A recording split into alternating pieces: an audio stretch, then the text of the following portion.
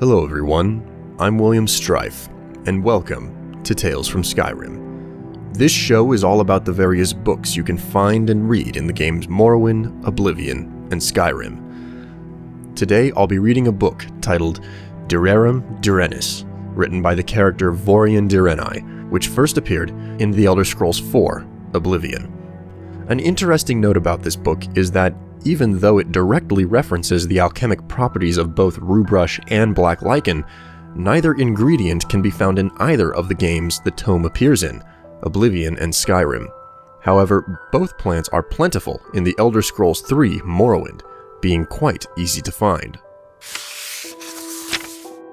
I am 611 years old. I have never had any children of my own, but I have many nieces, nephews, and cousins who have been raised with the tales and traditions of our ancient, illustrious, and occasionally notorious clan, the Direnni. Few families in Tamriel can boast so many famous figures, wielding so much power over the fate of so many. Our warriors and kings are the stuff of legend, and it is not to dismiss their honor and achievements to say you have heard quite enough about them.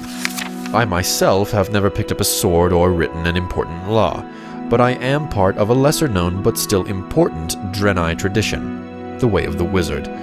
My own autobiography would be of little interest to posterity, though my nephew, nieces, and cousins indulge me to tell wild tales of life in the chaotic Second Era of Tamriel.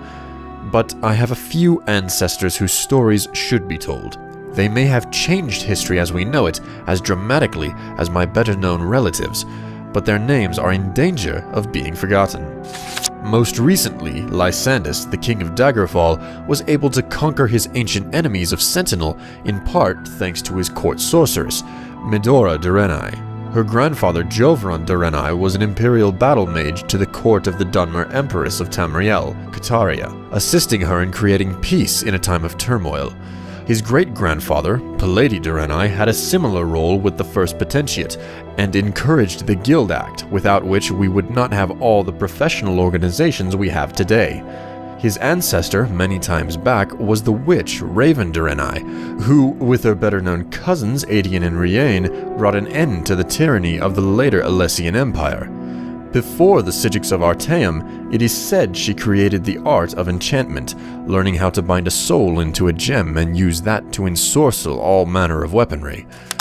But it is the story of an ancestor even more ancient, more distant than Raven, I wish to tell. Asliel Direnni harkens back to the humble beginnings of our clan, in the tiny farming village of Tirigil, on the banks of the river Kalmus, which was then called the Diren, hence the family name.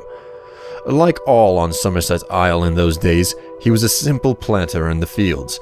But while others only grew enough to sustain their immediate kin, even the distant cousins of the Dirennis worked together. They would decide as a group which fields were best for wheat, orchard, vine, livestock, or apiary, and thereby always have the best yields of any farm which worked alone, doing the best as it could with what it had. Asliel had a particularly poor farm for most kind of agriculture, but small herbs found its stony, loamless, acidic soil very comfortable.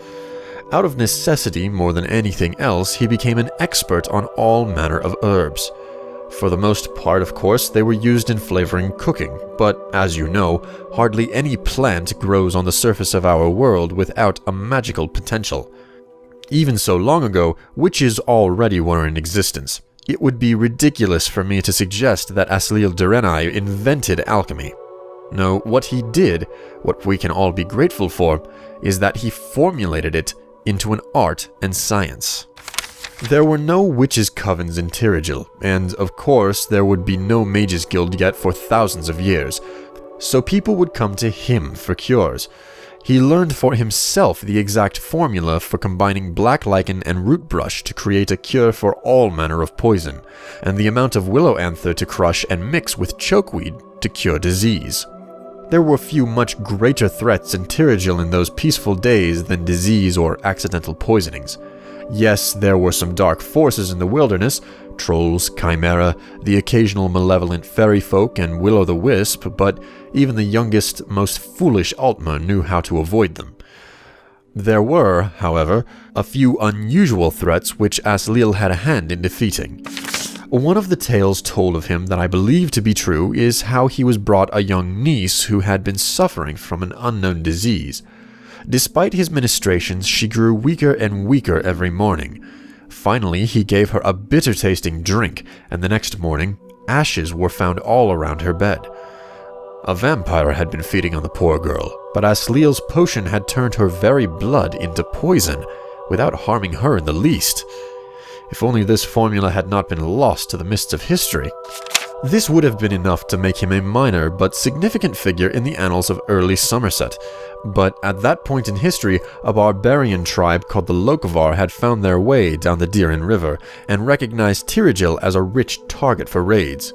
The Direnni, not being warriors yet but simple farmers, were helpless and could only flee and watch the Lokovar take the best of their crops, raid after raid. Asliel, however, had been experimenting with the vampire dust, and brought his cousins to him with a plan. The next time the Lokovar was sighted on the Diren, the word went out and all the most able-bodied came to Asliel's laboratory. When the barbarians arrived in Tirigil, they found the farms deserted, and assumed that all had fled as usual. As they set about stealing the bounty, though, they suddenly found themselves under attack by invisible forces. Believing the Direnni farms to be haunted, they ran away very quickly. They attempted a few more raids, for their greed would always eventually overpower their fear, and each time they were set upon by attackers who they could not see. As barbaric as they were not stupid. They changed their mind about the source of their defeat. It could not be that the farms were haunted, because the crops were still being tended and harvested, and the animals seemed to show no fear. The Lokovar decided to send a scout to the farm to see if he could spy their secrets. The scout sent word back to the Lokovar that the Direnni farms were populated with flesh and blood, entirely visible Altmer. He continued to watch as his barbarian cohorts moved down the river, and he saw the elderly and children flee for the hills, while the able-bodied farmers and their wives went to Asliel's laboratory. He saw them go in, he saw no one come out. As usual, the Lokovar were repelled by invisible forces, but their scout soon told them what he saw happening in the laboratory. The next night, two of the Lokovar approached Asliel's farm very stealthily, and managed to kidnap him without alerting the rest of the Direnni. The Lokovar chieftain, knowing that the farmers could no longer count on the alchemist to make them invisible, considered an immediate attack on the farmers. But he was a vengeful sort, and felt he had been humiliated by these simple farmers. A crafty plan emerged in his mind. What if the Direnni, who always saw his barbarian tribe coming, for once did not? Imagine the slaughter if not one even had a chance to flee. The scout had told the chieftain that Asliel had used the dust of a vampire to make the farmers invisible, but he was not sure what the other ingredient had been. He described it as an incandescent powder that Asliel had mixed into the dust. Asliel, of course, refused to help the Lokovar, but they were experts in torture as well as pillage, and he knew he would have to talk or die.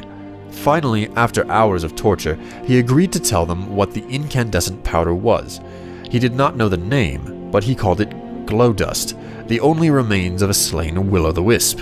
He told them they would need a lot if they wanted to turn the whole tribe invisible for the raid. The Lokovar grumbled that not only did they have to find and kill a vampire to attain his dust, but find and kill several will-o'-the-wisps to get theirs. In a few days' time, they came back with the ingredients the alchemist had asked for. The chieftain, not being a complete idiot, made Asliel taste the potion first. He did as he was told and turned invisible, demonstrating that it did truly work. The chieftain put him to work creating more. No one apparently noticed that while he did, he was nibbling on black lichen and root brush. The Lokovar took the potion as he doled it out, and soon, but not too soon that they didn't suffer, they were all dead. The scout who had seen Asliel mixing the invisibility potion had apparently mistook the glow of the candlelight in the laboratory for an incandescence which the second ingredient of the invisibility potion did not possess. The second ingredient was actually dull, simple redwort, one of the most common herbs in Tamriel. When they had insisted during torture that Asliel tell them what the incandescent powder was, Asliel remembered that he had once experimentally mixed glow dust and vampire dust together and created a powerful poison. It was simple enough to steal a little redwort from the barbarians' camp, mix that with the vampire and glow dust mixture, and create a potion that was, in fact, an invisibility poison. After curing himself, he gave the poison to the barbarians. The Lokvar, being dead, never again raided the Direnni farms, and having no other enemies, they were able to grow more and more prosperous and powerful. Generations later, they left Somerset Isle and began their historic adventures on the Tamriel mainland. Asliel Direnni, because of his excellence as an alchemist, was invited to the Artaeum and became a Psijic. It is not known how many more of the common formulas we know today were invented by him there, but I have no doubt the science and art of alchemy as we know it today would not exist without him. But that is all in the distant past. Asliel's innovations, like my modest ones, like the achievements of the Dirennis throughout history, are but a stepping stone to the wonders which will come in the future. I wish I could be there to witness them, but if I can only share some of the past with the children of Direnni and the children of Tamriel, then I will consider my life well spent. Thanks for listening. I hope you enjoyed the story, and if you want to hear more tales from the Elder Scrolls, be certain to let me know. Until next time though, I'm William Strife, signing out.